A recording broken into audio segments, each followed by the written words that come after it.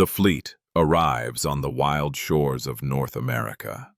The Atlantic Ocean was not merely a body of water. In the summer of 1587, it was a world unto itself, a boundless, heaving expanse of indigo and gray that had swallowed the horizon for over 2 months. For the 115 souls aboard the flagship Lion and its accompanying vessels, the memory of England had begun to fade into the realm of dreams. The cobblestone streets of London, the familiar chime of church bells, and the smell of coal smoke were distant echoes, replaced by the rhythmic creaking of timber, the snap of canvas sails, and the relentless salt-laden wind. John White stood at the gunwale of the Lion, his knuckles white as he gripped the weathered wood. As the appointed governor of this new expedition, the weight on his shoulders was heavier than the humid air that now hung over the deck. This was not a military conquest, nor a mere treasure hunt. This was an attempt at permanence. Unlike the soldiers who had come before them, these ships carried families. They carried women and children. They carried the seeds of a civilization meant to take root in the wild soil of the New World. He glanced behind him. Sitting on a coil of rope, looking pale but resolute, was his daughter, Eleanor. She rested a protective hand over her swollen abdomen. She was heavy with child, a child who would be born not under the safe, timbered roofs of England, but under the vast, indifferent canopy of a strange wilderness. Beside her sat Ananias Dare, her husband, his face etched with a mixture of determination and exhaustion. They had bet everything on this voyage. They had traded safety for a promise. "Governor," the voice of the ship's master, Simon Fernandez, cut through the wind. "The water changes." White turned his gaze back to the sea. Fernandez was a Portuguese pilot, a man of sharp features and questionable loyalties, but he knew these waters better than any Englishman. And he was right. The deep, abyssal blue of the open ocean was shifting. It was becoming a lighter, murkier green, the color of jade and turmoil. "We are close?" White asked, though he already knew the answer. "The shoals," Fernandez grunted, pointing toward a thin, hazy line on the western horizon. "The graveyard. We must tread lightly now. The ocean floor rises to meet us." This was the Outer Banks, a treacherous ribbon of barrier islands guarding the mainland of North America like a shield. The currents here were violent, a collision of warm southern waters and cold northern drifts that churned the sand into shifting, deadly traps. As the afternoon sun began its slow descent, painting the sky in bruises of purple and gold, a scent drifted across the deck. It was not the smell of salt or fish. It was distinct, rich, and overwhelming. It was the smell of pine. It was the scent of sun-baked earth, decomposing leaves, sweet resin, and wild grapes. To sailors who had smelled nothing but brine and unwashed bodies for weeks, it was the most intoxicating perfume in the world. A murmur went up among the passengers. Men and women crowded the railings, lifting their children to see the faint smudge of land separating the sea from the sky. "Land!" The cry finally went up from the crow's nest. "Land ho!" The cheer that erupted was ragged but heartfelt. Tears streamed down faces hardened by windburn. They had survived the crossing. They had reached the edge of the map. But as the Lion drew closer, shortening sail to navigate the treacherous inlet of Hatteras, the reality of the landscape revealed itself. This was not the manicured countryside of Devon or the rolling hills of the Cotswolds. This was a primal, untamed beast of a continent. The coastline was a jagged streak of white sand, pounded by relentless surf. Behind the dunes rose a wall of dense, impenetrable green, forests of live oak and cedar that looked as old as time itself. The water beneath the keel was shallow and treacherous. The larger ships could not approach the shore closely. The order was given to lower the pinnace, a smaller, shallow draft boat that would ferry the first party to the beach.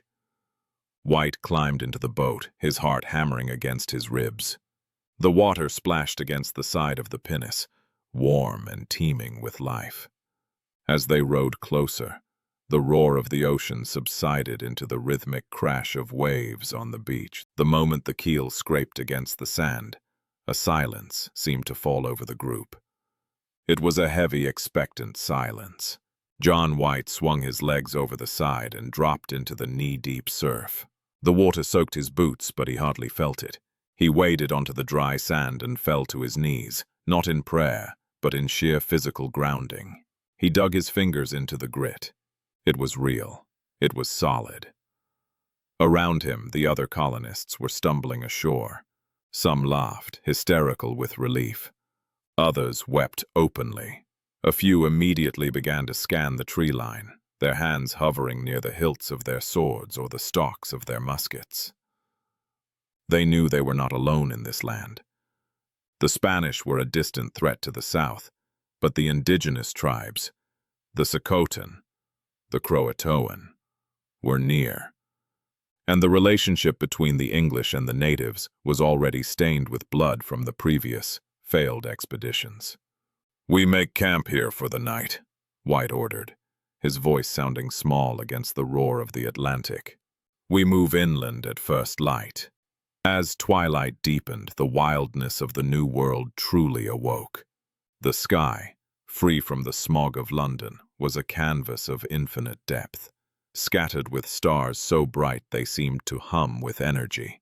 But it was the sounds that unnerved the new arrivals. From the black wall of the forest came a symphony of the unknown. The shrill, deafening chorus of cicadas and tree frogs created a wall of sound that vibrated in the chest. Strange birds called out with haunting, mournful cries.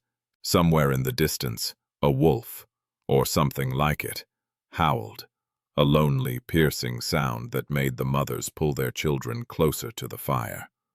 White sat by the central campfire, his sketchbook open on his lap. He was a man of science and art, a chronicler. He dipped his quill into the inkwell, shielding the flame from the coastal breeze with his hand. He looked at the faces around the fire. They were exhausted. Their clothes were stained with salt and sweat. They were ordinary people, farmers, bricklayers, weavers who had been promised a paradise. They had been told of a land where the earth yielded corn with barely a touch, where deer were plentiful, and where pearls could be found in the shallows. Looking at the dark, forbidding tree line, White knew the truth would be harder. The beauty of this place was undeniable, but it was a savage beauty. It demanded respect. It demanded survival.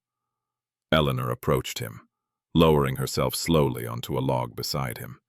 The firelight danced in her eyes, reflecting the vast, dark ocean behind them. "Father," she whispered, her hand resting on her stomach, "do you think we can make a home here?" White looked at her.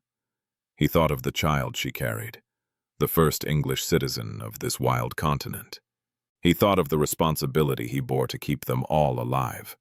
"We have no choice, Eleanor," he said softly, closing his sketchbook. "The ships will leave us. The ocean is behind us. The only way is forward, into the woods." The wind shifted, blowing from the land out to sea. It carried the smoke of their fires into the darkness, a signal to whatever eyes were watching from the shadows of the trees. The fleet had arrived. The promise of the new world, lay before them, vast and terrifying. As the fire burned down to embers, the colonists of Roanoke drifted into uneasy sleep, lying on the edge of a continent that had not invited them, under the gaze of stars that looked down with cold indifference. The woods waited. The silence of the trees was not empty. It was holding its breath. This was the first night. The history of the lost colony had begun, setting up camp amidst the dense, whispering forests of Roanoke. The morning sun did not rise gently over Roanoke. It erupted. The haze of the dawn burned away rapidly, revealing a sky of piercing, relentless blue. On the beach, the heat began to rise from the sand in shimmering waves, baking the wet wool and linen of the colonists who had spent their first fitful night on the edge of the continent. John White stood with his back to the ocean. The rhythmic crashing of the waves, which had been a lullaby the night before, now sounded like a barrier, a wall of water sealing them against the land. He looked toward the tree line. From the ships, the forest had looked like a soft green blanket. From the beach, up close, it looked like a fortress. The trees were ancient. Massive live oaks, their limbs twisted and gnarled by centuries of hurricanes, crouched low to the ground, spreading out like muscular arms. Towering loblolly pines pierced the canopy, swaying slightly in the upper breeze, though the air at ground level was still and heavy. Draped over everything was the Spanish moss, gray and beard-like, hanging in motionless curtains that obscured the depths of the woods. "Gather the supplies," White ordered, his voice cracking slightly with dryness. "We move to the old settlement. We find the fort." The plan was simple, in theory. 2 years prior, a military expedition led by Ralph Lane had built a fort and several cottages on this island. They had abandoned it, fleeing back to England with Sir Francis Drake, but the structures should still be there. A ready-made town, waiting for them. The column of colonists began to move. It was a strange procession. Men in doublets and breeches, sweating profusely, dragged heavy wooden chests through the soft sand. Women carried bundles of bedding and cooking pots, their skirts snagging on the sharp dune grass. Children, less burdened by the gravity of the situation, ran ahead, chasing the small, scurrying ghost crabs that darted into holes. But even they fell silent as the group entered the shade of the tree line. Stepping into the forest was like stepping into a cathedral, submerged underwater. The light changed instantly, filtered through millions of leaves into a verdant, gloom-filled gold. The temperature dropped slightly, but the humidity spiked, wrapping around them like a wet blanket. And then there was the sound. The subtitle of this land should have been The Whispering Woods. The wind here did not blow directly. It filtered. It hissed through the pine needles and rustled the stiff leaves of the oaks. It sounded like voices, thousands of hushed, unintelligible conversations taking place just out of sight. Ananias Dare walked beside John White, swatting at a mosquito that buzzed near his ear. "It is quiet, Governor," he murmured, contradicting the noise of the wind. "Too quiet. Where are the birds? Where is the game?" "They are watching," White said, his eyes scanning the dense undergrowth. "Animals here are not like the tame deer of English parks. They know to hide." They hacked their way through vines that were as thick as a man's wrist. Muscadine grapes grew in wild, tangled profusion, their scent heavy and sweet, mixing with the sharp, medicinal smell of crushed pine needles. The ground was soft, covered in layers of decaying leaves that muffled their footsteps. After an hour of trudging through the green twilight, the lead scout, a burly man named Stafford who had been to Roanoke before, raised a hand. "Ahead!" Stafford called out. "The earthworks!" The colonists pushed forward, breaking through a wall of holly bushes, and stumbled into a clearing. They stopped. The relief that had been building in their chests evaporated, replaced by a cold, creeping dread. They had expected a fort. They had expected cottages, perhaps dusty but ready for habitation. What they found was a ruin being slowly digested by the island. The earthen walls of the star-shaped fort were still there, but they were eroding, slumped and softened by rain. The ditch surrounding it was choked with briars. But it was the cottages that broke their hearts. The thatched roofs had caved in long ago. Doors hung off rusted hinges, swinging slowly in the draft. But the most unsettling sight was the life that had taken over. Nature abhorred a vacuum. Thick green melon vines, planted by the previous men and left to run wild, had crawled over everything. They wrapped around the door frames, slithered through the empty windows, and carpeted the floors of the houses. It looked as though the forest was strangling the settlement, pulling the wood and stone back down into the earth. John White walked toward the commander's house. He pushed the door open. It groaned, a sound of protest. Inside, a deer, startled by the intrusion, scrambled on its hooves and leaped out through a ruined back wall, crashing into the brush. "It is overgrown," Eleanor said, coming up beside her father. She tried to keep her voice brave, but White could hear the tremor. "It is still standing," White corrected, forcing a tone of optimism he did not feel. "The bones are good. The timber is solid. We have carpenters, we have tools, we will reclaim it." He turned to the group, who were staring at the ruins with dismay. "Do not look at the ruin," White shouted, his voice echoing off the trees. "Look at the shelter. We clear the vines. We patch the thatch. By nightfall we will have roofs over our heads. Work, work, keeps the fear at bay." And so the labor began. The sound of the whispering woods was replaced by the sounds of industry. Axes bit into wood, machetes slashed at the encroaching briars. The air filled with the smell of sawdust and sweat. They were Englishmen, and they knew how to build. They knew how to impose order on chaos. But the chaos of Roanoke was stubborn. As they worked, strange things happened. A man clearing brush near the perimeter found a skeletal hand, not human, but a dog's perhaps, clutching a rusted iron spike. Another found a child's doll, left behind by the natives or the previous settlers, its face washed away by rain until it was a blank wooden stare. The sun began to dip below the tree line, not setting so much as dissolving into the forest. The light turned a bruised purple, and the shadows stretched out, long and distorted. As the adrenaline of the work faded, the atmosphere of the island returned. The insects arrived in legions. Mosquitoes, silent and voracious, descended in clouds. Sand gnats, invisible to the eye, but burning like fire when they bit, plagued the men. The colonists slapped at their necks and arms, cursing the very air. John White oversaw the repair of the main communal house. They had cleared the floor of the rotting melons and laid down fresh pine boughs for bedding. It wasn't home, not yet, but it was a barrier against the night.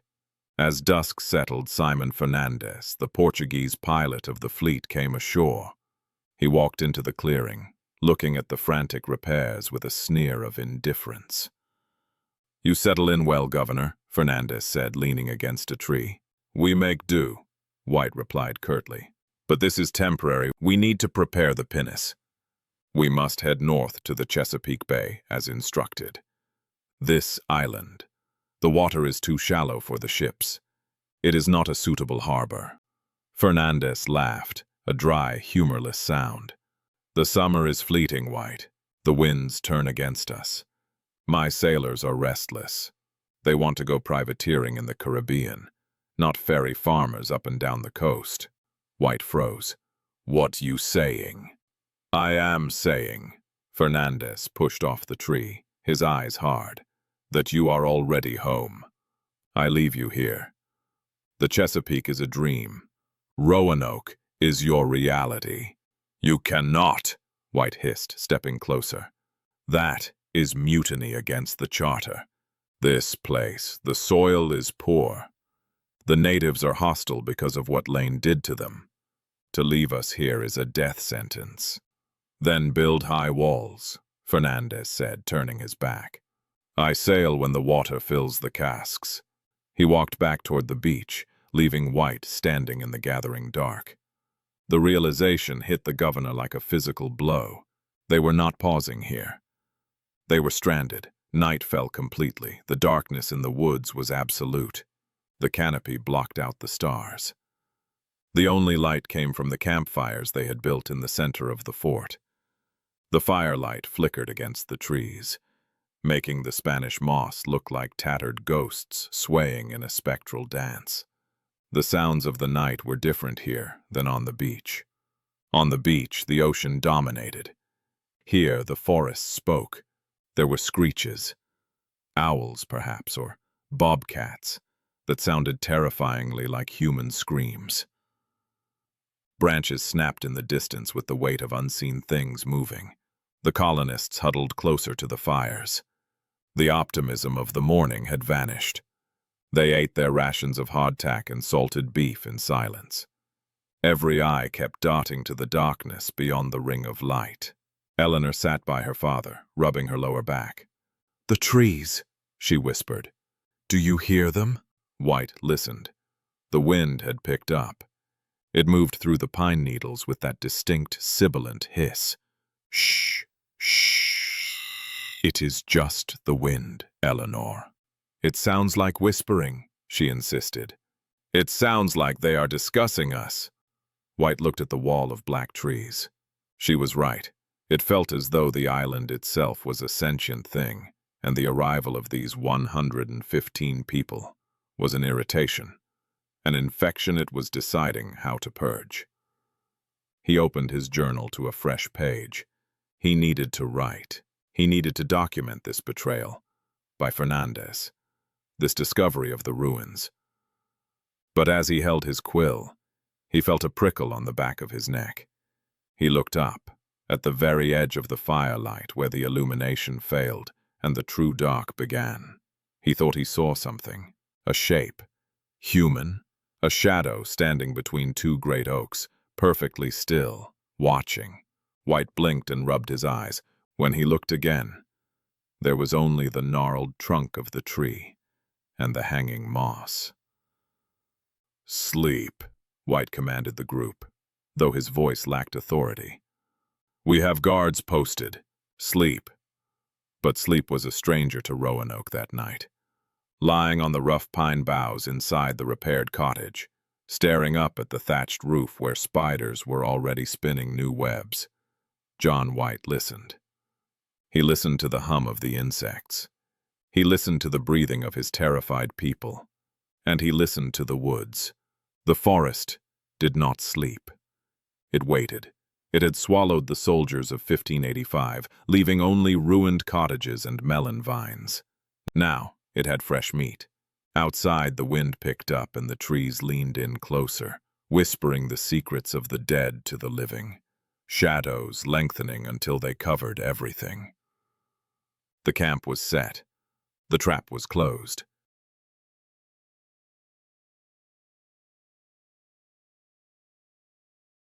The birth of the first English child and the hope she represented. The month of August in the New World was a crucible. It was not merely hot, it was a physical weight that pressed down upon the island of Roanoke. The air was so saturated with moisture that it felt less like breathing and more like drowning.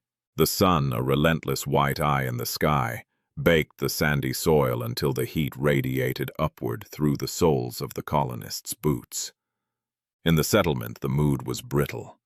It had been weeks since they had cleared the vines from the ruined cottages, but the sense of unease had not lifted.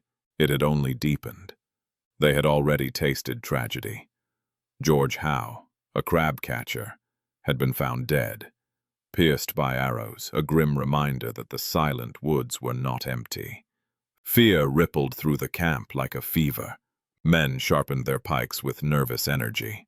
Women hushed their children too quickly when they laughed, but inside the largest of the thatched cottages, the one belonging to the governor's family, a different kind of battle was being waged. It was the 18th day of August, 1587. Eleanor Dare lay on a bed frame constructed of rough-hewn pine, the mattress stuffed with dried marsh grass that rustled with every movement. Her face, usually pale and composed, was flushed with the exertion of labor. Sweat plastered her hair to her forehead in dark, damp tendrils. The room was dim, the shutters drawn tight to keep out the oppressive heat and the prying eyes of the insects, though the stifling air inside was thick with the scent of dried lavender, boiling water, and fear. John White sat on a stool just outside the heavy oak door.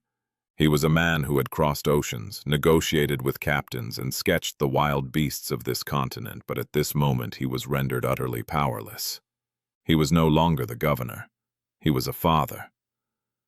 He stared at his hands, stained with ink and dirt.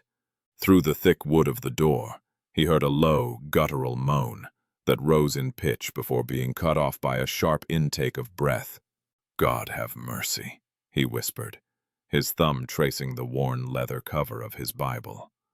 Next to him, Ananias Dare paced the packed dirt floor of the porch. Ananias was a bricklayer and tiler by trade, a man who understood structure, stability, and things that could be measured. This waiting was an agony he did not know how to endure. He stopped pacing and looked at White, his eyes wide and rimmed with red. "It has been hours, John," Ananias said, his voice cracking. "Why does she not cry out? Why is it so quiet?" "She is strong," White said, though his own heart hammered a frantic rhythm against his ribs. "Eleanor is the strongest of us all. She saves her breath for the work." Inside the room, the women of the colony attended to the mother. Among them was Marjorie Harvey, herself heavily pregnant, her presence a silent testament to the cycle of life that continued even in this desolate place. They moved with quiet efficiency, wiping Eleanor's brow with cool rags dipped in rainwater, whispering words of encouragement that were as old as Eve. "Breathe, child," an older woman murmured. "Ride the wave. Do not fight the tide." Eleanor gripped the sheets, her knuckles turning white. The pain was a living thing, a fire that started in her spine and wrapped around her belly, squeezing the breath from her lungs. But beneath the pain there was a profound, terrifying awareness. She was bringing a child into a fortress under siege. She was bringing a life into a world of death. "What kind of mother am I?" she thought, the guilt sharp as a knife. "To bring an innocent into this heat, into these woods where arrows fly from the shadows." Another contraction seized her, stronger than the last. She threw her head back, her neck arching, a guttural sound tearing from her throat. Outside, the wind picked up. The great live oaks surrounding the settlement groaned, their branches rubbing together with a sound like skeletal fingers snapping. The sky above turned a bruised purple as a summer storm gathered over the Atlantic, the pressure dropping rapidly. John White stood up. The waiting was becoming unbearable. He walked to the edge of the clearing and looked out at the forest. The wall of green seemed to be closing in. He felt the judgment of the land. "You are intruders," the trees seemed to say. "You do not belong. You cannot sustain life here." "Prove them wrong, Eleanor," White whispered to the wind. "Give us a future." And then the sound changed. From inside the cottage, the low groans ceased. There was a flurry of movement, the sound of water being poured, the sharp commands of the midwife. "Push! Now, Eleanor, with everything you have." A scream, raw and primal, pierced the heavy air. It was a sound that cut through the drone of the cicadas, through the rustle of the wind, and through the fear that hung over the colony. It was the sound of life asserting itself against the void. Silence followed, a silence so profound that Ananias stopped breathing. He stared at the door, his hand trembling as he reached for the latch. "Is she gone? Is the child still?" And then it came. A cry. It was thin at first, a high-pitched, mewling protest against the cold air of the world. Then it grew stronger, louder, a lusty, indignant wail that echoed off the rough timber walls. The door creaked open. The midwife stood there, wiping her hands on her apron. Her face was exhausted, but her eyes were shining. "A daughter," she announced, her voice trembling with emotion. "You have a daughter, Ananias, and she has lungs like a sailor." John White let out a breath he felt he had been holding since they left England. He gripped Ananias's shoulder. squeezing hard enough to bruise. "A girl," White choked out. "A granddaughter." They entered the room with the reverence of men entering a cathedral. The air smelled of iron and sweat, but to them it smelled of miracle. Eleanor lay propped up against the pillows, her hair matted, her face pale as milk, but her eyes were open. In the crook of her arm, wrapped in a swaddling cloth of simple linen, lay a tiny, red-faced creature. The baby was small, fragile as a bird, yet she moved with surprising vigor, her tiny fists clenching and unclenching. Ananias fell to his knees beside the bed. He reached out a rough, calloused finger and brushed the baby's cheek. The infant turned her head, her mouth rooting instinctively. "She is perfect," Ananias whispered. "She is English," Eleanor said softly, her voice raspy. "But she is of this place, too. She is the first fruit of this soil." John White stepped forward. He looked down at the child. In her face, he saw the features of his wife back in England. He saw his own chin. He saw Eleanor's eyes. But he saw something else, too. He saw validity. Until this moment, the colony of Roanoke had been an experiment. It was a desperate gamble by investors in London. It was a military outpost disguised as a settlement. But a birth changed everything. A birth made it a home. You do not abandon a place where your children are born. The roots had officially struck the earth. "What shall we name her?" Ananias asked, not taking his eyes off the child. Eleanor looked at her father. She looked at the window, where the first heavy drops of rain were beginning to patter against the shutters. The storm had broken, and the heat was finally lifting. "She is the first," Eleanor said. "The first Christian born in Virginia, the first of a new breed." She paused, stroking the fine, dark hair on the baby's head. "We shall name her Virginia," Eleanor declared. "Virginia Dare." 6 days later, on a Sunday, the colony gathered for the christening. The storm had passed, leaving the air scrubbed clean and the sky a brilliant, hard blue. The colonists assembled in the open space near the center of the settlement. They wore their best clothes, velvet doublets that were already fading in the sun, starched collars that wilted in the humidity.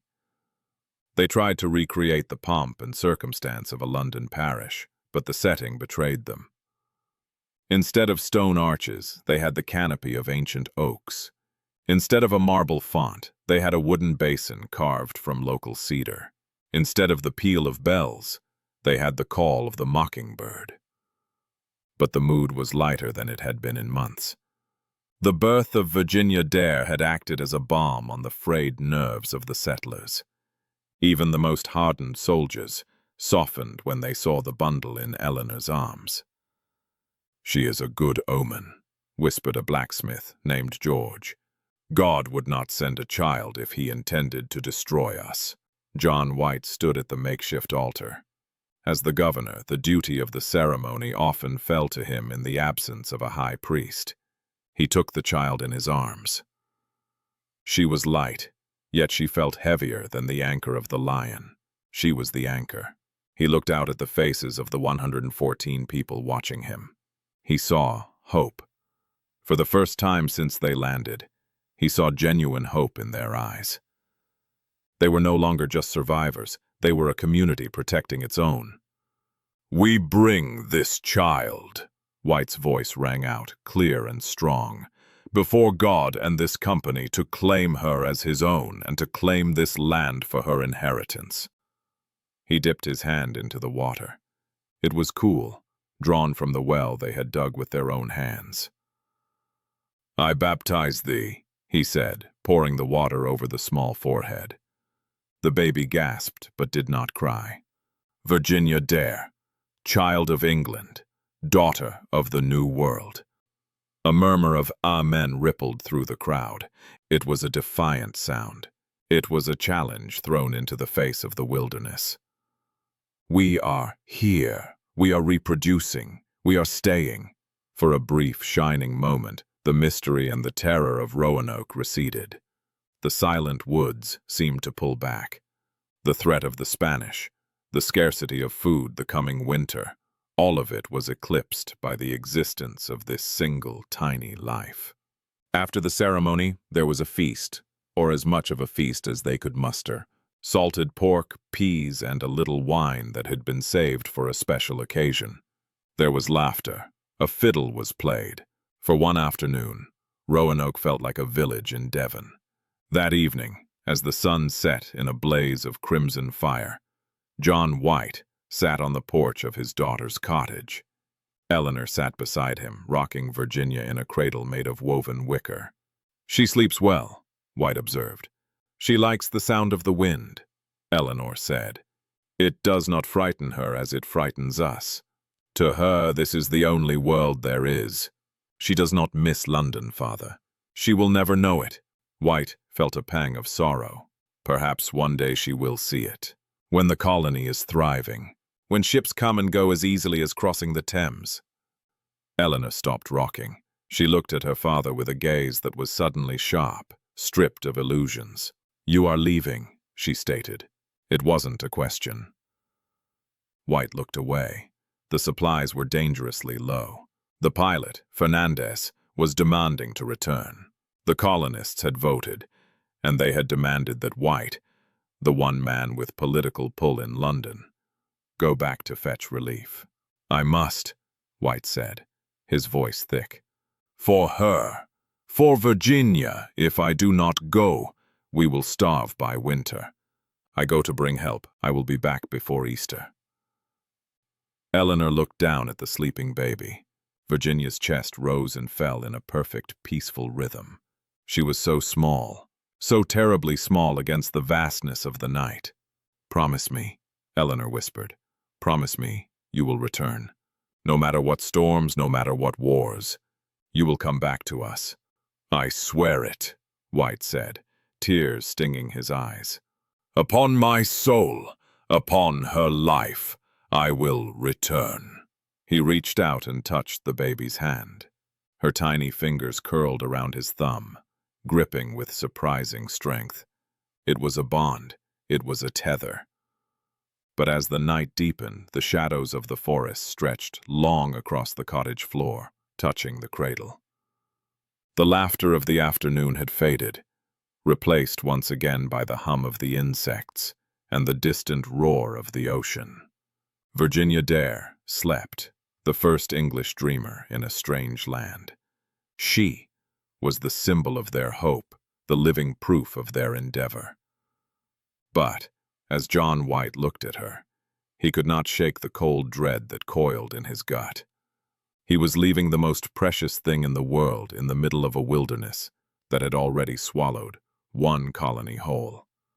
The baby slept, the woods watched, and the hourglass of history began to run out. Winter approaches and supplies begin to dwindle. September came to the Outer Banks not with a whisper, but with a warning. The heat of August, which had been a suffocating blanket, began to fracture. The winds shifted. They no longer blew warm and steady from the south.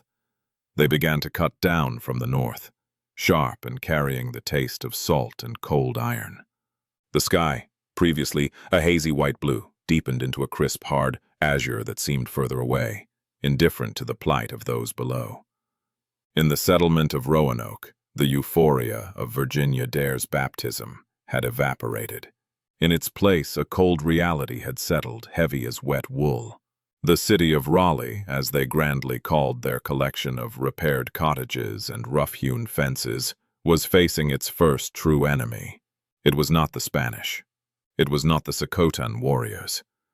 It was the mathematics of survival. John White sat in the communal storehouse, a ledger spread open on a barrelhead before him. The room smelled of dry rot and the sour, yeasty odor of spoiling beer. Beside him stood Captain Stafford and the colony's quartermaster, a man named Pratt, whose face had grown gaunt in the weeks since their arrival. "Read it again," White commanded, his voice tight.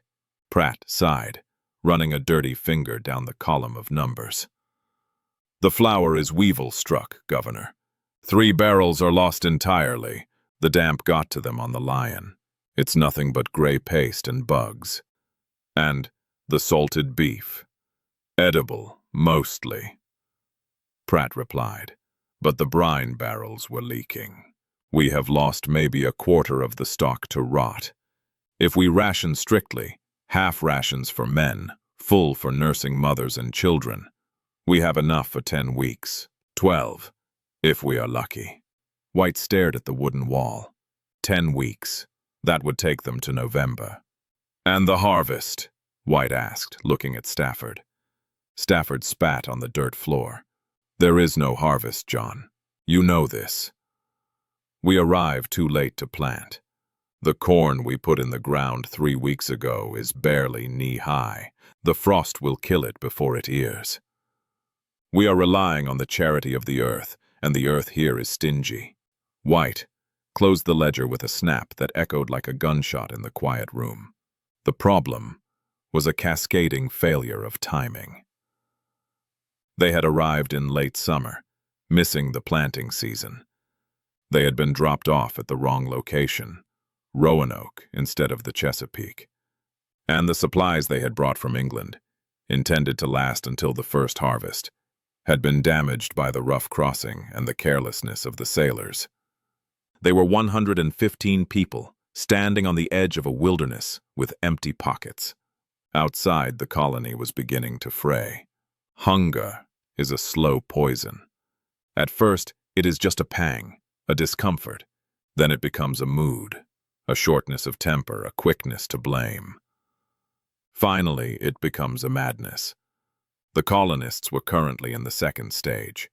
In the center of the muddy thoroughfare, a dispute had broken out. 2 men were shouting over a net of blue crabs caught in the shallows. "It is my catch," one man yelled, clutching the net. "I waded the inlet. I took the risk." "It belongs to the common store," the other retorted, shoving him. "We agreed all food goes to the store." White stepped out of the storehouse, the glare of the sun blinding him for a moment. "Stop!" he roared. "Stop this madness!" He marched over to the men, pulling them apart. They were ragged. Their clothes, once sturdy English wool, were snagged by thorns and stained with mud. Their eyes were hollow, rimmed with the dark circles of malnutrition and sleeplessness. "We are Englishmen," White scolded, though he felt the hypocrisy of his words. "We are Christians. We do not fight over crabs like starving dogs." "We are starving dogs, Governor," the first man spat, though he lowered the net. "My wife has no milk. The baby cries all night. The ration you give us, it is dust. It is dry biscuit and water." White looked at the man. He knew him well. A good man, a bricklayer from London who had come here for a better life. Now he looked ready to kill for a handful of shellfish. "I know," White said, his voice softening. "I know, but if we turn on each other, the winter will take us all. We must hold." But holding was becoming impossible. The relationship with the indigenous tribes, which was supposed to be their lifeline, was shattered. The legacy of the previous expedition, Ralph Lane's brutal military governance, had poisoned the well. The tribes knew the English were dangerous. They also knew the English were helpless. Earlier that week, Stafford had led a party to the village of Croatoan, the home of Manteo's people, hoping to trade copper and beads for corn. They had returned with very little. "They are hoarding for winter themselves," Stafford had reported. "They see our numbers. They know we cannot feed ourselves. Why should they starve their own children to feed ours?" It was a cold logic that White could not argue with. That evening, the wind howled through the gaps in the cottage walls. It was a mournful sound, a constant reminder of the ocean that separated them from safety. Inside Eleanor's cottage, the scene was one of quiet desperation. A small fire burned in the hearth, offering more smoke than heat. Eleanor sat in the rocking chair, Virginia in her arms. The baby was fussing, a thin, high-pitched wail that grated on the nerves. "She is hungry," Eleanor whispered, tears standing in her eyes. She looked up at her father. I cannot feed her enough. My body, it is not making enough." John White felt a stone drop in his stomach. He looked at his daughter. She was thinner than she had been a month ago. Her collarbones were sharp ridges beneath her dress. A nursing mother needed rich food. Meat, broth, grain. Eleanor was living on hardtack and water. "Here," White said, pulling a small wrapped parcel from his pocket. It was a piece of dried venison, tough as leather, that he had saved from his own ration. "Eat this." "Father, no, that is yours." "Eat it," White snapped, then softened. "For the child. You are the vessel, Eleanor. You must be full for her to survive." She took the meat, her hands trembling, and began to chew. It was a grim communion. Ananias Dare sat in the corner, polishing his musket. He did not look up. The shame of being unable to provide for his family was a palpable thing in the room. "The birds are leaving," Ananias said suddenly. "What?" White asked. "The great flocks, the waterfowl. I watched them today. They are flying south. Millions of them. They know what is coming." Ananias looked up, his eyes haunted. "The natives say the winter here can be mild, or it can be a killer. If the frost comes early, if the snow comes." He didn't finish the sentence. He didn't have to. The next morning brought the tipping point. Simon Fernandes, the Portuguese pilot of the fleet, came ashore with a finality that sent a shockwave through the camp. He did not come to the governor's house. He stood on the beach and ordered the sailors to begin loading the last of the water casks. White ran down to the shoreline, his boots slipping in the sand. "Fernandes!" he shouted. "What are you doing?" The pilot turned. He was a man of the sea, not the land. He looked at the forest with disdain, and at the sky with professional anxiety. "The wind turns, Governor," Fernandes said, pointing to the gray horizon. "The hurricane season is upon us. I have waited as long as I can. The Lion leaves in 2 days, with or without you." "You cannot leave yet," White pleaded. "We have not established trade. We have not secured enough food. You promised to stay until we were secure." "I promised to land you," Fernandes sneered. "I have landed you. I did not promise to starve my crew while you play at farming in the sand. My men are sick. They want England. We sail on the tide of the 28th. The news spread through the colony like a plague. The ships are leaving. The fleet was their umbilical cord.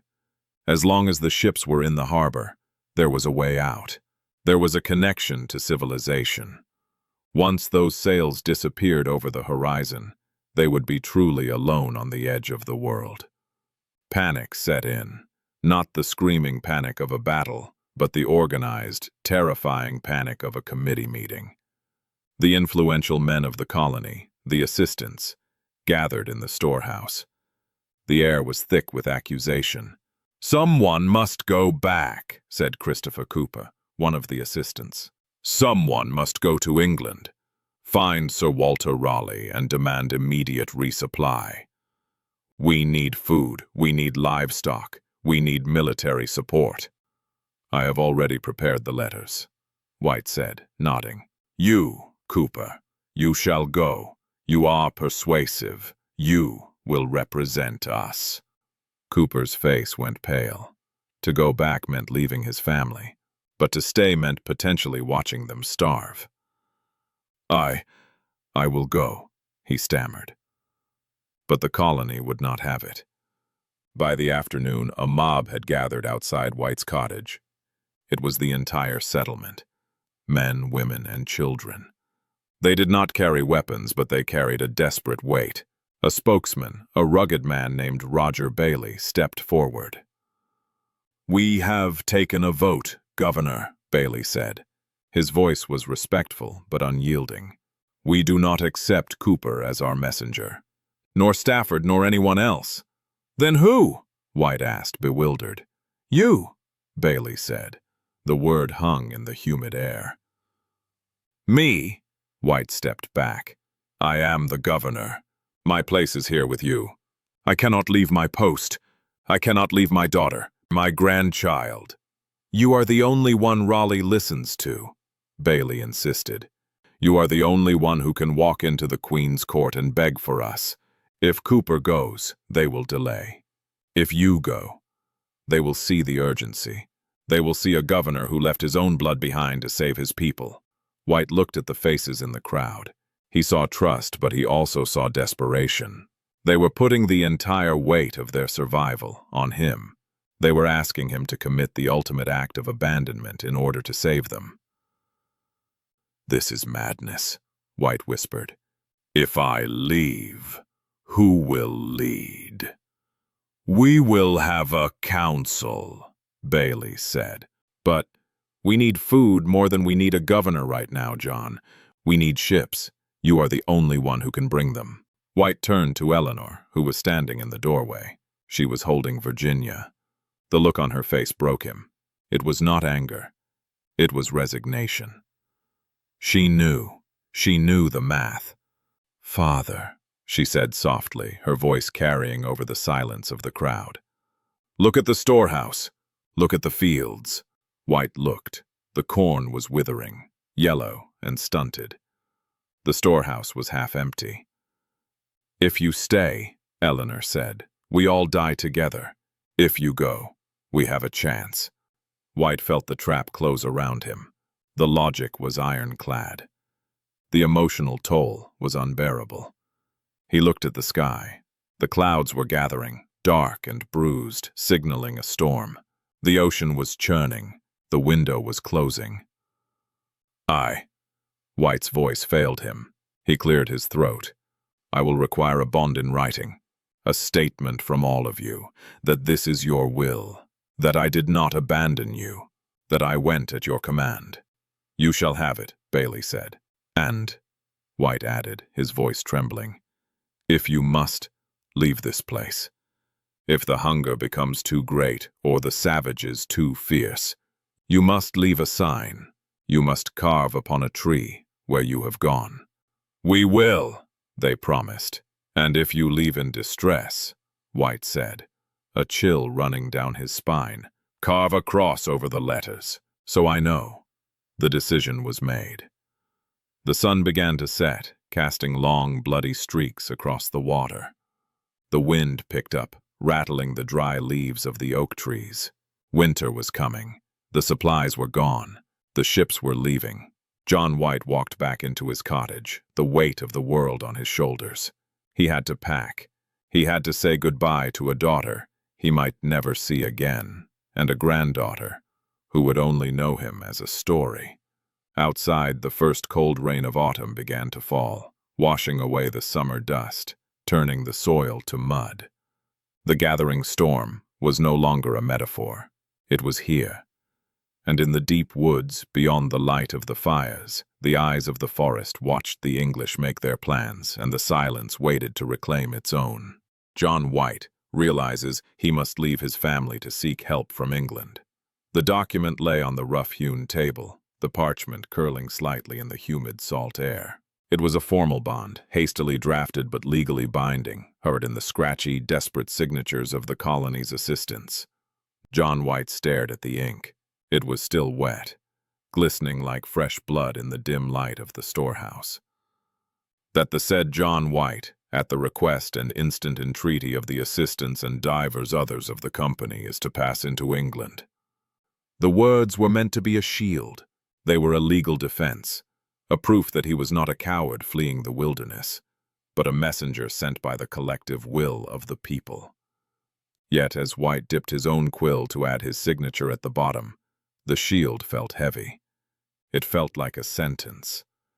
He signed his name, John White, Governor. The scratch of the nib was the only sound in the room. Around him, the men, Roger Bailey, Ananias Dare, Christopher Cooper, stood with their hats in their hands, heads bowed. They were sending their leader away. They were cutting the head off the body in hopes that the body might survive. White set the quill down.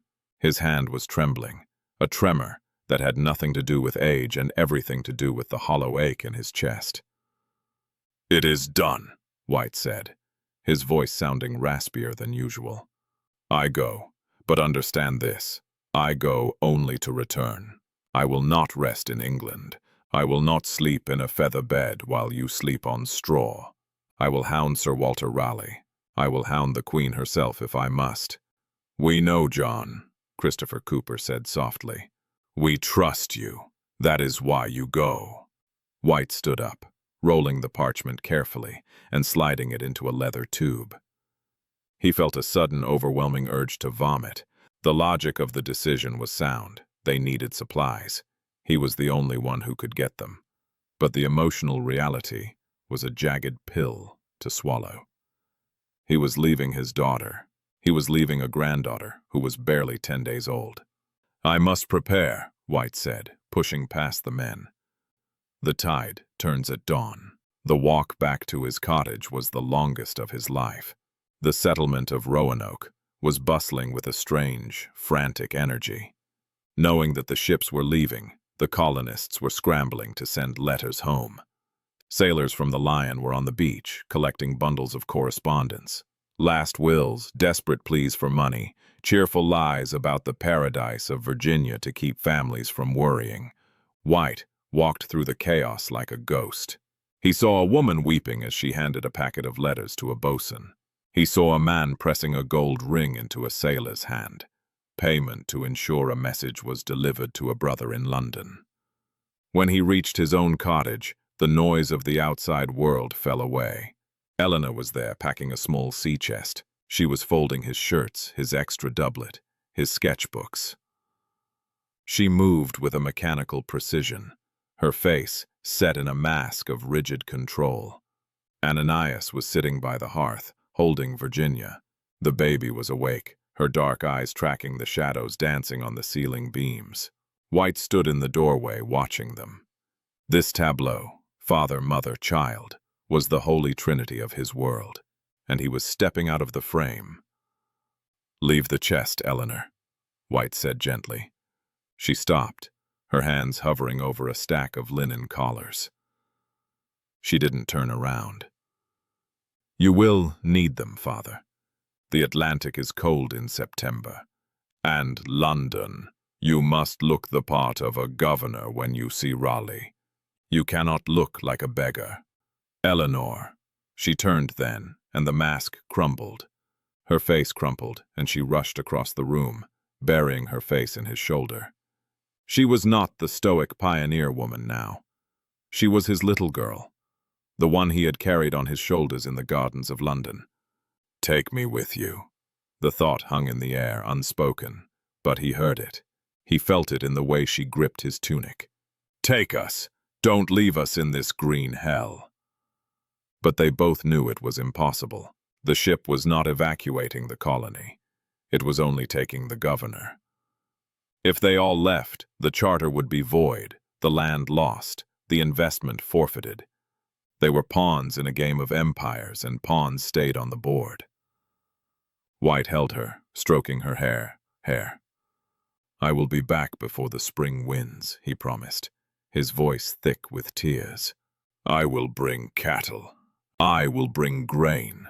I will bring more men to guard the walls. You will be a queen of this city, Eleanor." She pulled back, wiping her eyes with the back of her hand.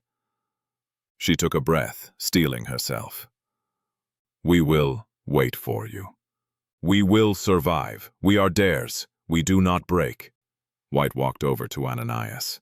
The two men looked at each other. There was a complexity between them. The tension of a father-in-law and a son-in-law. The hierarchy of governor and subject. "Ananias," White said, placing a hand on the younger man's shoulder. "I give you the greatest charge of my life. Keep them safe." "With my life, sir," Ananias said. He looked down at the baby. "She will know you, John. When you return, she will be sitting up. She will be smiling. I will tell her grandfather has gone to fetch the world for her. White reached out and touched the baby's cheek. It was soft as a petal. She smelled of milk and innocence. How can I leave this? He thought. How can a man walk away from his own heart? I have something for you, White said, reaching into his pouch. He pulled out a small silver compass. It was old, scratched, but true. It points north, White said. But for me, my north is here. This needle will always pull me back to you. He placed it on the table. The final briefing took place an hour before sunset. The sky was a bruised purple, the wind whipping the tops of the pines. White gathered the leaders of the colony, the assistants and the militia captains, at the edge of the settlement, near a large live oak that marked the entrance to the path leading to the beach. This was the most critical conversation of the entire expedition. It was the conversation that would echo through history for 400 years. "Listen to me," White said, his voice cutting through the wind. We do not know what the winter will bring. We do not know if the savages will turn entirely against us. You may be forced to move. We have discussed moving 50 miles into the main, Ananias said. Inland, where the soil is better, and the Spanish cannot see our fires from the sea. Yes, White nodded. Or perhaps north, to the Chesapeake, as was the original plan. He looked at each man in the eye, ensuring they were listening. If you move, White commanded, you must leave a sign. I cannot search a continent for you. You must leave a token. He pointed to the great tree beside them. Carve upon the trees, White instructed. Carve the name of the place where you have gone. Clear and deep, so the moss does not hide it. We will, Roger Bailey nodded. The name of the destination. But, White raised a finger, his expression darkening. If you leave in distress, if you are forced out by hunger or by war, if you flee for your lives. He paused, the gravity of the words settling over them. Carve a cross over the letters, White said. A cross pate. If I see the cross, I will know you are in danger. I will know to come with muskets and haste. If I see only the name, I will know you moved in peace. A cross for distress, a name for peace, Ananias repeated. We understand. Do not forget this, White begged. It is the only thread that connects us across the ocean. The morning of August 27th dawned gray and sullen. The Atlantic was churning, whitecaps visible even from the shore. The pinnace, the small boat that would ferry White to the Lion, was waiting in the shallows. The sailors were impatient, shouting at the wind, anxious to be gone from this treacherous coast. The entire colony came to the beach. It was a silent procession. There were no cheers, no flags waving, just a group of 115 people watching their lifeline sever. White hugged Eleanor one last time. She felt frail in his arms. She did not cry now. She had no tears left. She simply held him, memorizing the scent of his coat, the scratch of his beard. Go, she whispered. The longer you stay, the harder it is. Go, father. White pulled away. He kissed the forehead of the sleeping Virginia. He shook Ananias's hand. He nodded to the gathered crowd. He turned and waded into the water. The cold shock of the ocean soaked his boots, his breeches. He climbed into the pinnace. Push off, the coxswain shouted. The sailors shoved the boat off the sand. The distance began to open up. 3 feet, 10 feet, 20 yards. White sat in the stern, facing the land. He did not look at the ship waiting in deep water. He looked only at the shore. He saw the line of people standing on the white sand, small dark figures against the immense wall of green forest. He saw Eleanor, her white apron fluttering in the wind. He saw Ananias raising a hand in farewell. As the boat rose on the swell of a wave, the perspective shifted. The people became smaller. They became dots. They merged with the landscape. For the first time, John White saw the colony as the wilderness saw it. A tiny, fragile speck of humanity clinging to the edge of a vast, indifferent continent. They looked so vulnerable. A gust of wind could blow them away. A single hard winter could erase them, and he was leaving them. The weight of the heavy heart crushed him. It was a physical pain, a constriction in his chest that made it hard to breathe. He felt a sudden, terrifying premonition. A voice in his head screaming, "Turn back! Jump from the boat! Swim back to them!" But he sat still. He gripped the gunwale until his knuckles were white. He had a job to do. He had to save them. The boat reached the Lion. White climbed the rope ladder, his limbs heavy as lead. He stepped onto the deck. Simon Fernandez was there, shouting orders to raise the anchor. "We fly, Governor. The wind is ours." White did not answer. He walked to the stern rail. The anchor was weighed. The great sails dropped, catching the wind with a thunderous snap. The ship heeled over and began to cut through the water, turning its nose toward England. White watched the island of Roanoke recede. The figures on the beach were gone now, lost to the distance. The shoreline became a thin strip of white. Then the trees blurred into a dark smudge. Finally, there was only the horizon. The new world had vanished. John White stood alone on the deck, surrounded by the open ocean. He touched the pocket where the bond lay. He touched the sketchbook where he had drawn his granddaughter's face. "I will return," he whispered to the wind. "Hold on, Eleanor. I will return." But the wind snatched his words and carried them away, east, toward England, while behind him, the silence of the woods descended once more upon the lost. John White realizes he must leave his family to seek help from England. The document lay on the rough-hewn table, the parchment curling slightly in the humid salt air. It was a formal bond, hastily drafted but legally binding, heard in the scratchy, desperate signatures of the colony's assistants. John White stared at the ink. It was still wet, glistening like fresh blood in the dim light of the storehouse. That the said John White, at the request and instant entreaty of the assistants and divers others of the company, is to pass into England. The words were meant to be a shield. They were a legal defense, a proof that he was not a coward fleeing the wilderness, but a messenger sent by the collective will of the people. Yet as White dipped his own quill to add his signature at the bottom, the shield felt heavy. It felt like a sentence. He signed his name, John White, Governor. The scratch of the nib was the only sound in the room. Around him, the men, Roger Bailey, Ananias Dare, Christopher Cooper, stood with their hats in their hands, heads bowed. They were sending their leader away. They were cutting the head off the body in hopes that the body might survive. White set the quill down. His hand was trembling, a tremor that had nothing to do with age and everything to do with the hollow ache in his chest. "It is done," White said, his voice sounding raspier than usual. "I go, but understand this. I go only to return. I will not rest in England. I will not sleep in a feather bed while you sleep on straw. I will hound Sir Walter Raleigh. I will hound the Queen herself if I must." "We know, John," Christopher Cooper said softly. "We trust you. That is why you go." White stood up, rolling the parchment carefully and sliding it into a leather tube. He felt a sudden, overwhelming urge to vomit. The logic of the decision was sound. They needed supplies.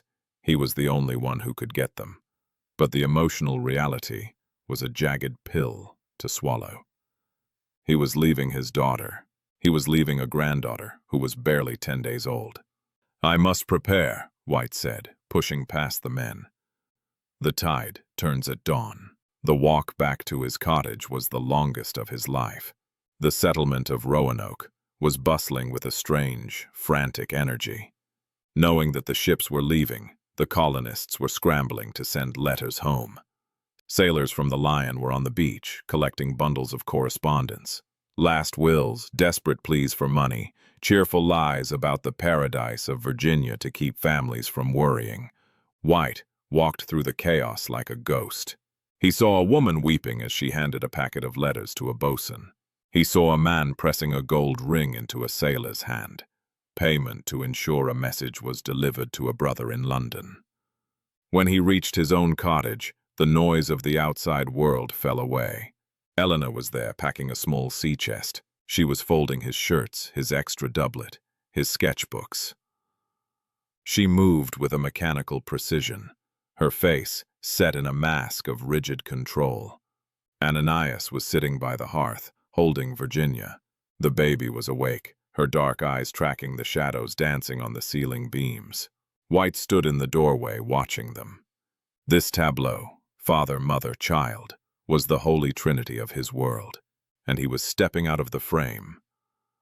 "Leave the chest, Eleanor," White said gently. She stopped, her hands hovering over a stack of linen collars. She didn't turn around. "You will need them, father. The Atlantic is cold in September. And London. You must look the part of a governor when you see Raleigh. You cannot look like a beggar. Eleanor." She turned then, and the mask crumbled. Her face crumpled, and she rushed across the room, burying her face in his shoulder. She was not the stoic pioneer woman now. She was his little girl, the one he had carried on his shoulders in the gardens of London.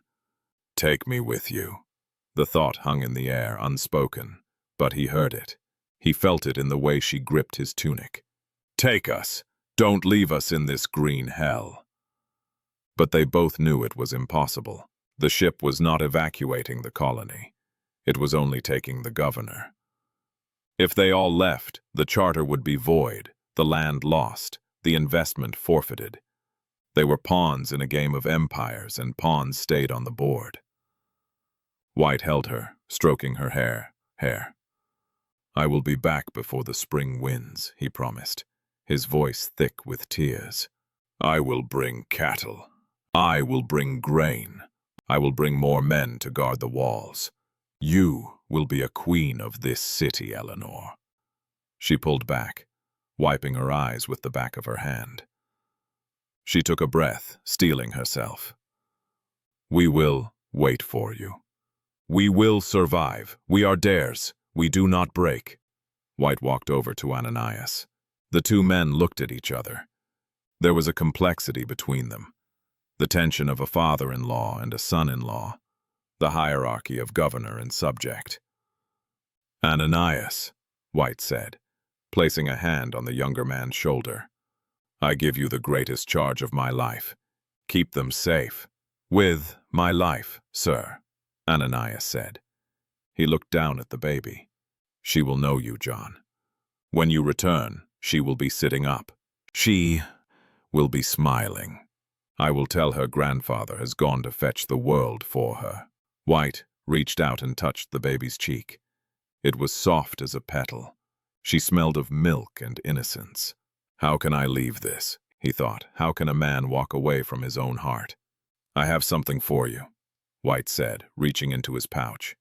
He pulled out a small silver compass. It was old, scratched, but true. "It points north," White said. "But for me, my north is here. This needle will always pull me back to you." He placed it on the table. The final briefing took place an hour before sunset. The sky was a bruised purple, the wind whipping the tops of the pines.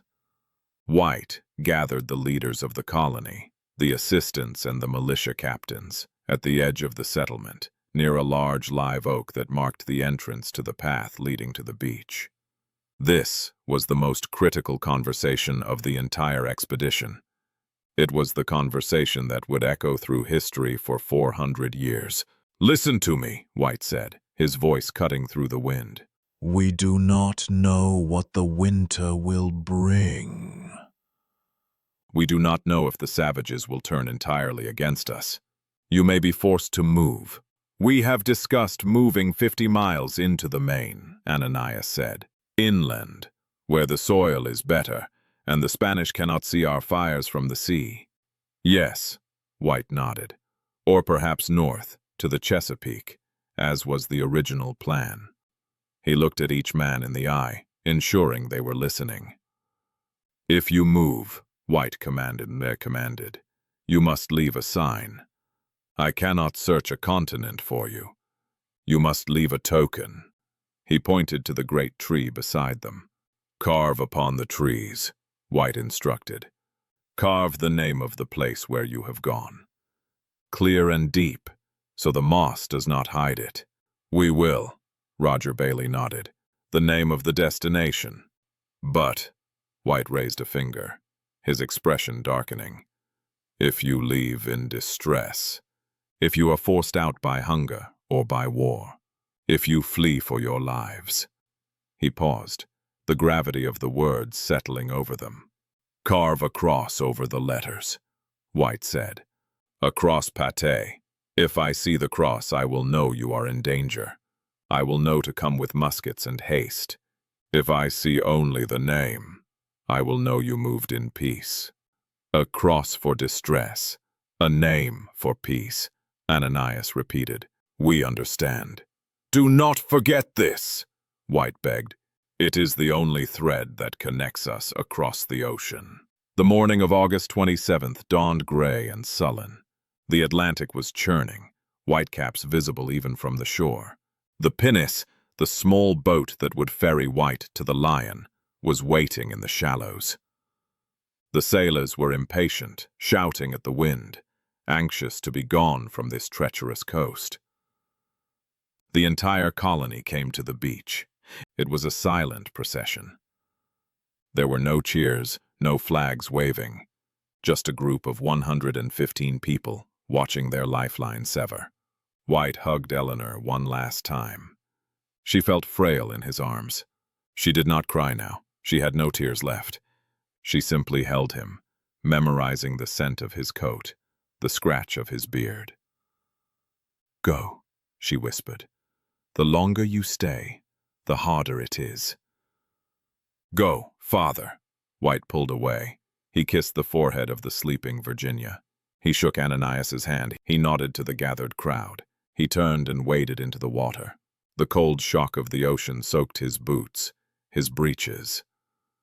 He climbed into the pinnace. Push off, the coxswain shouted. The sailors shoved the boat off the sand. The distance began to open up. 3 feet, 10 feet, 20 yards. White sat in the stern, facing the land. He did not look at the ship waiting in deep water. He looked only at the shore. He saw the line of people standing on the white sand, small dark figures against the immense wall of green forest. He saw Eleanor, her white apron fluttering in the wind. He saw Ananias raising a hand in farewell. As the boat rose on the swell of a wave, the perspective shifted. The people became smaller. They became dots. They merged with the landscape. For the first time, John White saw the colony as the wilderness saw it. A tiny, fragile speck of humanity clinging to the edge of a vast, indifferent continent. They looked so vulnerable. A gust of wind could blow them away. A single hard winter could erase them, and he was leaving them. The weight of the heavy heart crushed him. It was a physical pain, a constriction in his chest that made it hard to breathe. He felt a sudden, terrifying premonition. A voice in his head screaming, "Turn back! Jump from the boat! Swim back to them!" But he sat still. He gripped the gunwale until his knuckles were white. He had a job to do. He had to save them. The boat reached the Lion. White climbed the rope ladder, his limbs heavy as lead. He stepped onto the deck. Simon Fernandez was there, shouting orders to raise the anchor. "We fly, Governor. The wind is ours." White did not answer. He walked to the stern rail. The anchor was weighed. The great sails dropped, catching the wind with a thunderous snap. The ship heeled over and began to cut through the water, turning its nose toward England. White watched the island of Roanoke recede. The figures on the beach were gone now, lost to the distance. The shoreline became a thin strip of white. Then the trees blurred into a dark smudge. Finally, there was only the horizon. The new world had vanished. John White stood alone on the deck, surrounded by the open ocean. He touched the pocket where the bond lay. He touched the sketchbook where he had drawn his granddaughter's face. "I will return," he whispered to the wind. "Hold on, Eleanor. I will return." But the wind snatched his words and carried them away, east, toward England, while behind him, the silence of the woods descended once more upon the lost. John White returned to a world that was on fire. The voyage back across the Atlantic aboard the Lion had been a nightmare of rough seas and a mutinous crew. But it was nothing compared to the storm that awaited him on dry land. He made landfall in Ireland first, then scrambled his way to Southampton in early November 1587, his chest heaving with the urgency of his mission. He carried a list in his pocket, a list of life-sustaining needs for the 115 souls he had left behind. Cows, sheep, wool, lead for shot, seeds. He had rehearsed his speech to Sir Walter Raleigh 1,000 times in his mind. He would demand 2 ships, load them within a fortnight, and catch the winter trade winds back before the stores in Roanoke ran dry. But as White stepped onto the cobblestones of the English port, he did not find a country at peace. He found a nation holding its breath. The air smelled of tar, sulfur, and panic. The harbor was choked with ships, but they were not loading trade goods. They were stripping for war. Cannons were being hoisted onto decks. Carpenters were reinforcing hulls with thick oak planks. "What is this?" White grabbed a dock worker by the arm. "Why is the port in such tumult?" The man looked at him with wide, terrified eyes. "Have you not heard, traveler? The King of Spain is coming. The enterprise is launched. The enterprise of England, La Felicissima Armada, the Invincible Armada, King Philip II of Spain, the most powerful monarch on earth, had finally lost patience with the Protestant heretics of England. He had assembled a fleet of such magnitude that it was said to turn the ocean into a city of wood and canvas. 130 ships, 30,000 men. They were sailing to invade England, to depose Queen Elizabeth, and to burn London to the ground. John White felt the blood drain from his face. He was not looking at a port. He was looking at a wall. White rode for London, driving his horse until it lathered. He arrived at Durham House, the London residence of Sir Walter Raleigh, covered in road dust and desperation. Raleigh received him, but the man who sat behind the great oak desk was not the visionary explorer White remembered. Raleigh was distracted, his eyes darting to maps of the English Channel spread out before him. He was the captain of the Queen's Guard now, a man burdened with the defense of the realm. "Sir Walter," White began, his voice raspy, "the colony. They are settled, but the situation is precarious. I have a bond. I promised to return before Easter. I need 2 ships, just 2. Raleigh looked up, rubbing his temples. "John, you have done well to plant them, but you return at the worst possible hour. The Queen has issued a Privy Council order. A stay of shipping." White froze. "A stay?" "No ship," Raleigh said, slamming his hand on the map. "Not a bark, not a pinnace, not a fishing boat, is to leave an English port without royal permission. Every vessel that can float is being commandeered for the defense of the coast. Drake is in Plymouth gathering the fleet. I am organizing the land defenses." "But my family," White whispered, the room spinning. "My daughter, my grandchild, they are alone, Sir Walter. They have food for maybe 3 months. If I do not go back, they die. It is that simple." Raleigh stood up and walked to the window, looking out at the gray Thames. "I cannot spare ships of war, John. The Queen would have my head, but perhaps we can find a way. A small vessel, something too small for the line of battle, something the Admiralty won't miss." The winter of 1587 bled into the spring of 1588. It was a winter of agonizing delays.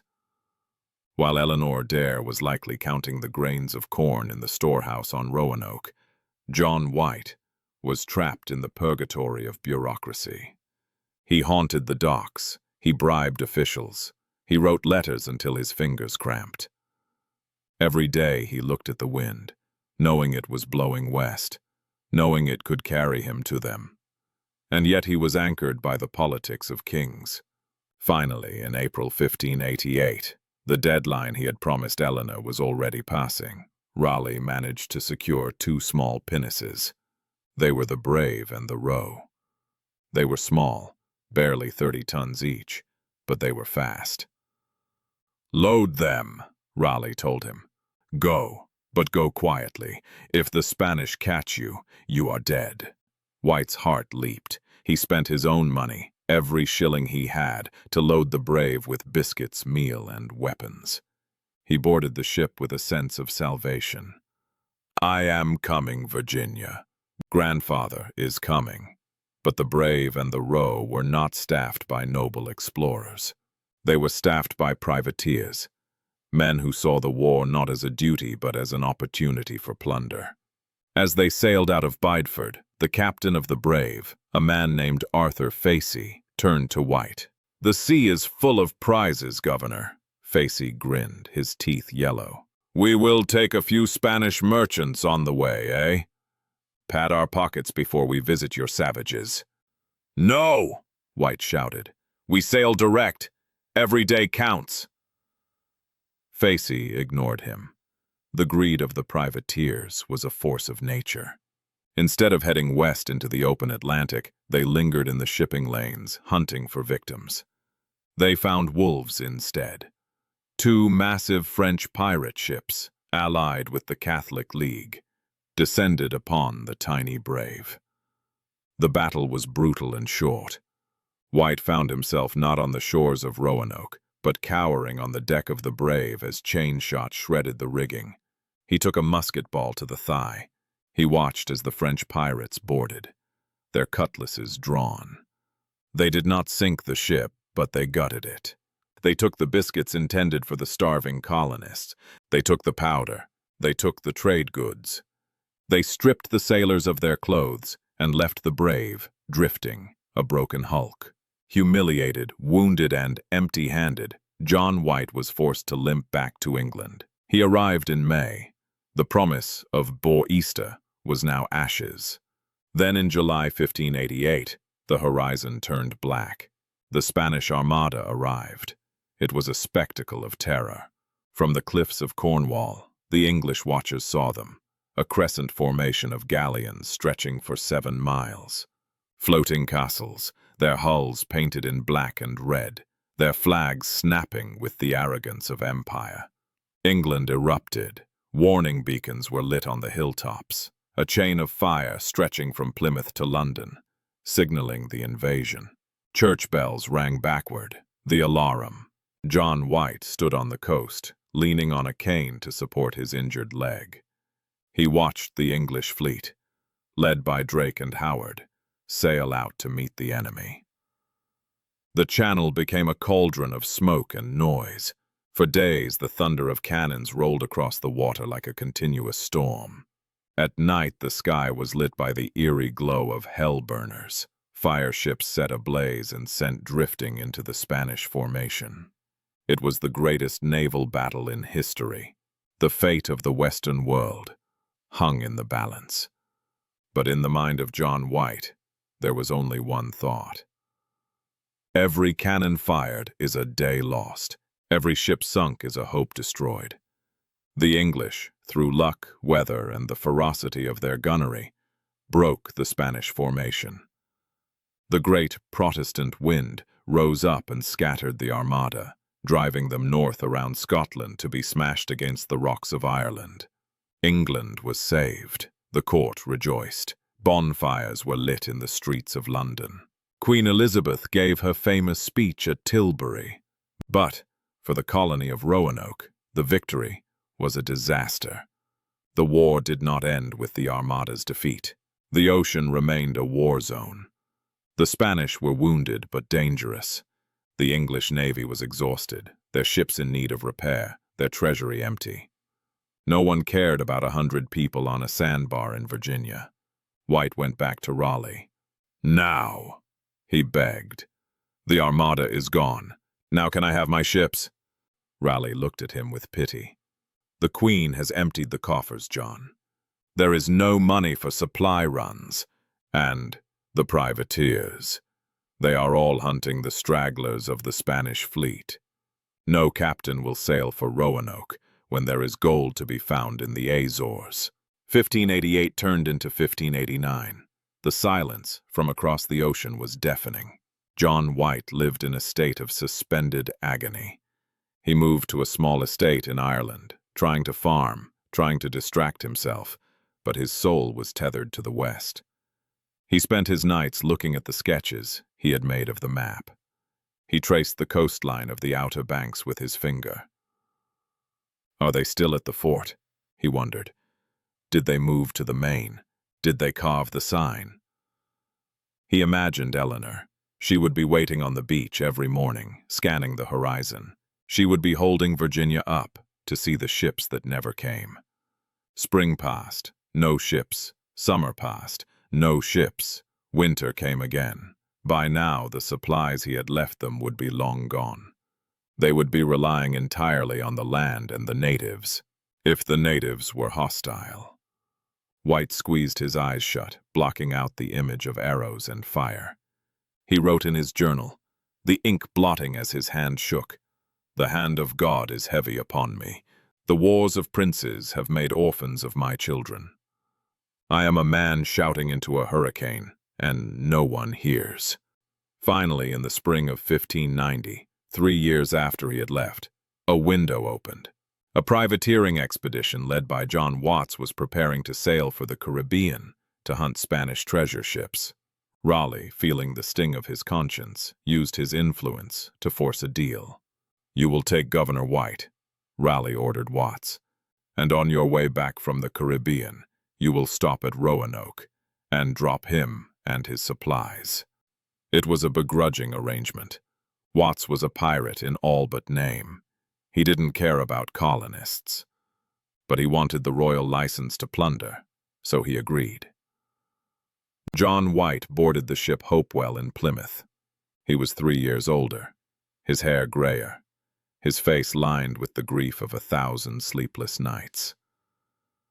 He carried no massive fleet. He had no army. He was a passenger on a pirate ship, dependent on the whims of a captain who viewed the detour as a nuisance. As the Hopewell cast off, leaving the coast of England behind, White stood at the rail. He did not look back at the land that had trapped him. He looked forward. He clutched the silver compass in his pocket. "I am coming," he thought. "Hold on, Eleanor. Just a little longer. I am coming." But in his heart, the cold dread had taken root. 3 years. In the wilderness, 3 years was an eternity. A child born when he left would be walking now, or buried. The war across the water was over for England. But for John White, the battle to reach the lost colony was entering its final, desperate chapter. He was sailing back to a ghost story. Silence on the island of Roanoke was not an absence of sound. It was a physical weight. After the sails of the Lion had dipped below the horizon in August 1587, a strange stillness settled over the 115 souls left on the beach. It was the stillness of a held breath. They were now the only Englishmen in a hemisphere of green wilderness. The umbilical cord was cut. The first winter, the season of waiting, 1587 to 1588. The first few months were fueled by the momentum of routine. Under the command of Ananias Dare and the other assistants, the colony tried to impose order on the chaos. They patched the roofs of the cottages with fresh reeds. They reinforced the palisade with timber dragged from the forest. They designated a watch rotation, eyes constantly scanning the gray Atlantic for the return of a sail. Eleanor Dare marked the days on a piece of slate. She kept it by the cradle of her daughter, Virginia. September. The heat broke, replaced by the crisp golden light of autumn, October. The migrating geese darkened the sky, their honking calls mocking the flightless humans below. November. The frost came, turning the sandy soil hard and brittle. They celebrated Christmas with a grim determination. They roasted the last of the salted pork. They sang carols, their voices thin against the vast darkness of the woods. Comfort and joy, they sang, though there was little of either. They were waiting for Easter. John White had sworn on his life to return before Easter. He is gathering supplies, Eleanor told the other women as they mended nets by the fire. He is loading the ships right now. He will bring wool for winter coats. He will bring cattle. But the winter was harder than they expected. It wasn't the snow, it was the damp. The cold seared into their bones. Sickness crept into the camp, agues and fevers that left men shaking and weak. The food stores began to dwindle. The city of Raleigh became a place of rationing and hollow eyes. The spring of broken promises, 1588. Easter came in April. The dogwoods bloomed in explosions of white throughout the forest, like ghosts standing among the pines. The colony gathered on the beach every morning. They stood in the wind, squinting at the horizon. Today, Ananias would say, his hand resting on his musket, the winds are right. Today he comes. But the sun rose and set on an empty ocean. April passed. May arrived. The psychological anchor of the colony began to drag. The date of the promise had come and gone. A subtle shift occurred in the minds of the settlers. The hope that had sustained them through the winter began to curdle into a cold, hard dread. He is not coming. The whisper started low among the grumbling soldiers, but soon it spread. The Spanish caught him, they said, or the Queen refused him. We are forgotten. Eleanor refused to believe it. She spent her days walking the shoreline with Virginia, now a sturdy infant who crawled through the sand. Eleanor would hold up the governor's prayer book, as if it were a talisman that could summon her father across the waves. He will come, she whispered to the surf. He promised. But the silence of the ocean was indifferent to her prayers. The summer of decision, 1588. By the summer of 1588, while John White was watching the Armada burn in the English Channel, the situation on Roanoke had become critical. The relationship with the local tribes, never warm, had turned icy. The Dasamongpanki, the tribe on the mainland whose chief had been killed by the English in a case of mistaken identity, were watching. Arrows would occasionally fly from the tree line, silent warnings. Manteo, the Croatoan chief who had traveled to England and been baptized, was their only link to survival. He came to the fort one humid evening, his face grave. "You cannot stay here," Manteo told Ananias Dare. "The corn does not grow in this sand. The deer have moved inland. My people on the island of Croatoan, we have fish, we have safety. But here is a place of ghosts." The assistants gathered in the governor's house. The mood was somber. The candle flickered on the table, illuminating faces gaunt with hunger and stress. "We have waited a year," Christopher Cooper said, his voice flat. "If White were coming, he would be here. We are starving by inches, Ananias." "If we move," Ananias argued, playing the devil's advocate, "and he comes, he will find an empty fort. He will think we are dead. He will turn back." "If we stay," Cooper countered, "he will find us dead. We are eating groundnuts and shellfish. The children are sick. We must go to Manteo's people, or 50 miles inland, as we discussed." The debate raged for weeks. It was the agonizing calculus of survival. To stay was to starve but remain visible. To move was to survive but risk being lost to history. The second year, the fade, 1589. 1589 passed in a blur of survival. The colony ceased to be a little London and began to become something else. Clothes wore out. Velvet doublets were patched with deerskin. Shoes rotted away and were replaced by moccasins taught to them by Manteo. The distinct lines between English and native began to blur out of necessity. They learned to trap weirs for fish. They learned which roots could be eaten and which would stop the heart. They became leaner, quieter. The forest, which had once seemed like a wall of terror, became their pantry. But the silence from England remained. It was a silence that screamed. Virginia Dare was a toddler now. She spoke her first words, a mix of English and the Algonquian dialect she heard from Manteo. She had never seen a city. She had never seen a brick building. Her world was the smell of pine resin, the sound of the cicadas, and the eternal empty, blue line of the ocean. Eleanor stopped going to the beach every day. She stopped looking for the sails. A hardness had entered her spirit. She realized that her father was not the savior. She was the savior. She had to save her child. The departure, late 1589. The decision, when it finally came, was unanimous. The winter of 1589 approached with a fierceness they could smell in the air. The storehouse was empty. The palisade was rotting. "We go," Ananias announced. "We go to Croatoan. To Manteo, we will wait out the winter there, where there is food." The packing was a melancholy affair. They could not take everything. Heavy chests of books, armor that was too cumbersome for canoes, fine porcelain, it was all left behind. They buried their heavy cannons in the sand, greasing them with fat in hopes of retrieving them later. They stripped the settlement. It was a systematic dismantling of their English identity. On the final day, the air was cold and gray. The colony gathered at the entrance to the palisade.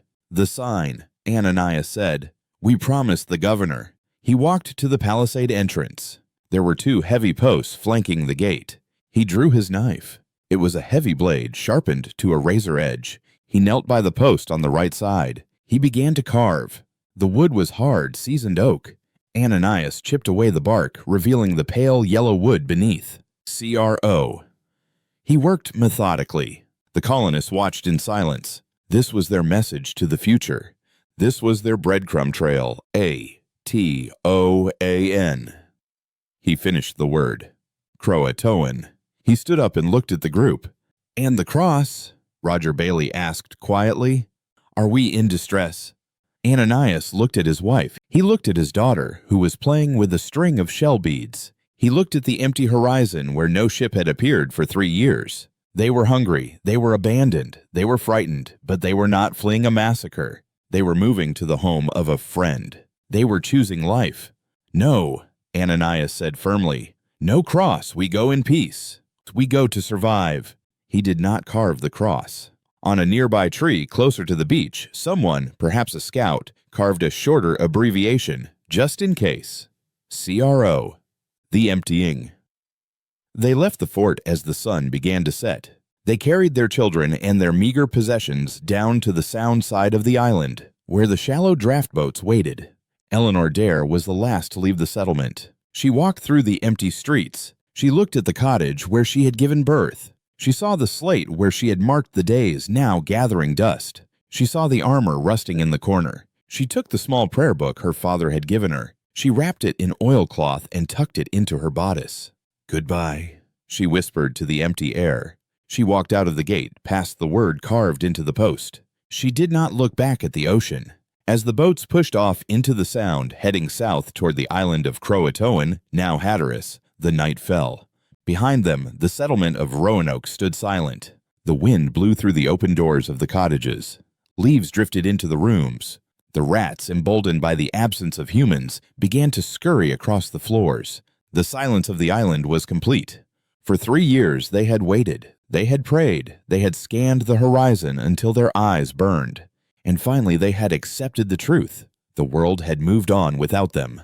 The colony of Roanoke did not end with a scream. It ended with the splash of oars in the water, moving away from the past, disappearing into the mist of the American wild. The stage was now set. The actors had left the theater. All that remained were the props, the rusting armor, the open books, and the word carved into the post, waiting for a governor who would arrive too late.